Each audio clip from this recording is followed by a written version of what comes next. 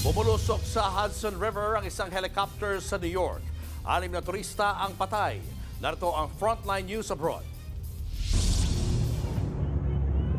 Umikot sa ere hanggang sa bumulusok ang helicopter na yan sa New York City, Amerika.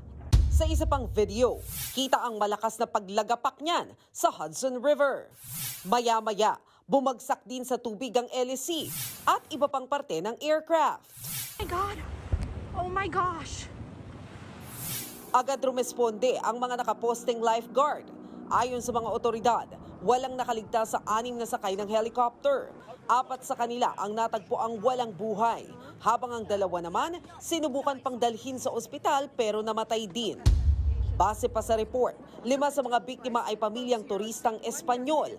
Ang isa naman ay ang piloto.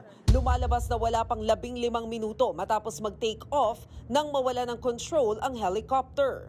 Patuloy ang iniimbestigahan. Ayon sa mga otoridad, hindi ito ang unang trahedya ng tourist helicopter sa New York. Noong 2018, 5 ang namatay matapos mag-crash ang isang helicopter sa parehong ilog. Habang noong 2009 naman, nagsalpukan ang isang private plane at helicopter na parehong bumagsak sa Hudson River na ikinamatay ng 9 na tao. Nagbabalita mula sa Frontline, Maricel Halili, News 5. Mga kapatid, Julius Babaw po. Iba na ang may alam at may pakialam sa panahon ngayon.